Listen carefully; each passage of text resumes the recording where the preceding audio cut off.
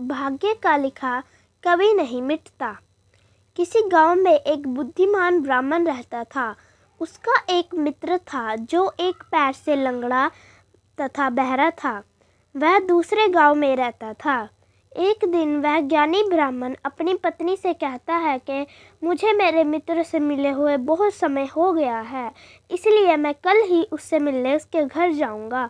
अगले दिन वह ज्ञानी ब्राह्मण अपने मित्र से मिलने उसके घर के लिए निकला। उसके मित्र का घर काफ़ी दूर था। वह ब्राह्मण रास्ते में जा ही रहा था कि उसे अचानक एक आदमी दिखाई दिया। वह भी उस ब्राह्मण के साथ साथ चलने लगा। तो वह ब्राह्मण उससे उसका नाम पूछता है तो वह अपना नाम महाकाल बताता है। ब्राह्मण सोचने लगा कि मुझे काफ़ी दूर जाना है, चलो एक साथ मिल गया, जिससे रास्ता आसानी से कट जाएगा। अब ब्राह्मण और महाकाल दोनों साथ साथ चल रहे थे कि अचानक एक गांव आ गया। तब महाकाल ने उस ब्राह्मण से कहा कि तुम चलो और मुझे इस गांव में थोड़ा काम है, मैं अभी आ रहा हूँ। थोड़ी ही देर में उसी गांव में एक भैंस ने एक आदमी को लात मार दी। थोड़ी ही देर में महाकाल उस ब्राह्मण के पास आ गया और बोला कि चलो फिर दोनों थोड़ा आगे चलते हैं। और फिर एक गांव आया तो महाकाल उस ब्राह्मण से बोला कि मुझे इस गांव में थोड़ा काम है, मैं अभी आ रहा हूँ। थोड़ी ही देर बाद उस गांव में आग लग गई। वह ब्राह्मण सोचने लगा कि यह आदमी जहाँ जा जाता है वह कोई ना कोई दुर्घटना जरूर हो घटती है। अंत वह ब्राह्मण महाकाल से पूछ ही लेता है कि भाई तुम हो कौन। ब्राह्मण की बात सुनकर महाकाल बोला कि मैं यमदूत हूँ, मनुष्य के प्राण हरण करना मेरा काम है। उसके बाद ब्राह्मण महाकाल से पूछता है कि तुम यमदूत हो तो ये बताओ कि अगली मृत्यु किसकी होने वाली है। तब महाकाल ने कहा कि अगली मृत्यु तुम्हारे दोस्त की होने वाली है जिससे तुम मिलने जा रहे हो। वह ब्राह्मण सोचने लगा कि यदि ऐसी बात है तो मैं अपने मित्र से मिलने ही नहीं जाऊंगा। महाकाल ने ब्राह्मण से कहा कि तुम जो सोच रहे हो ऐसा कुछ भी नहीं होगा, होनी अटल है इसीलिए होकर रहेगी। थोड़ी देर में उस ब्राह्मण ने देखा कि उसका मित्र उससे मिलने के लिए बड़ी तेजी से चला आ रहा है। जैसे ही उसका मित्र उस ब्राह्मण के पास पहुंचता है, हृदयाघात होने के कारण उसकी मृत्यु हो जाती है। इससे उस ब्राह्मण को बड़ा दुख होता है। वह ब्राह्मण उस महाकाल से पूछता है कि अच्छा ये बताओ कि मेरी मृत्यु कब होगी और कैसे होगी। तब महाकाल ने कहा कि तुम्हारी मृत्यु ठीक 7 महीने के बाद दूसरे राज्य में फांसी लगने से होगी। वह ब्राह्मण फिर अपने घर गया और सीधे अपने राज्य के राजा के पास गया और ब्राह्मण ने राजा से सारी बात बता दी।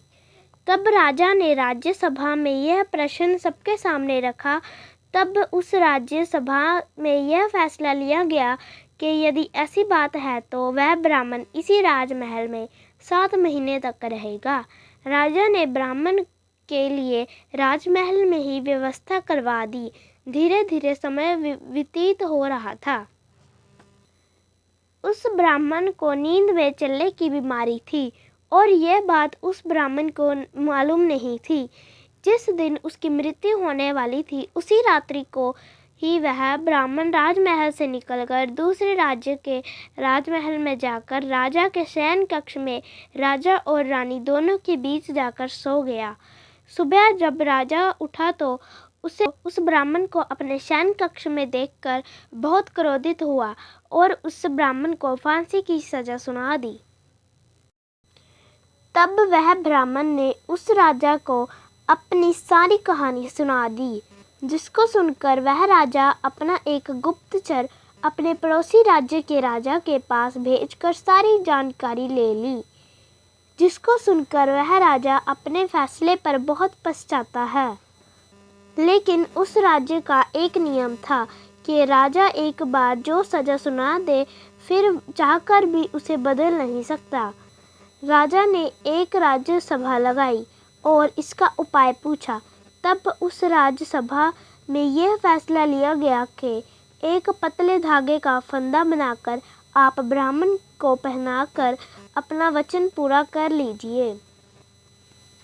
फंदा पतला होने के कारण ब्राह्मण की मृत्यु भी नहीं होगी और आपके फैसले की लाज भी बच जाएगी।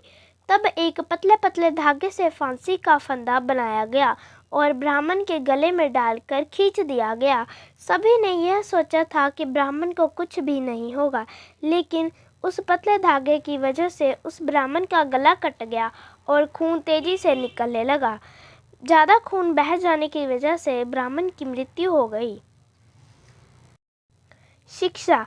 दोस्तों, हमारे भाग्य में जो लिखा होता है वो हर हाल में होकर ही रहता है, उसे बदला या काटा नहीं जा सकता।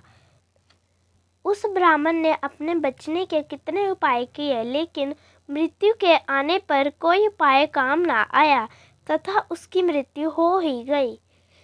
सो गाइस, अगर आपको आज की वीडियो पसंद आई हो तो वीडियो को लाइक करें और आप चैनल पर नए हैं तो चैनल को सब्सक्राइब करें। बाय गाइस, मिलते हैं नेक्स्ट वीडियो में।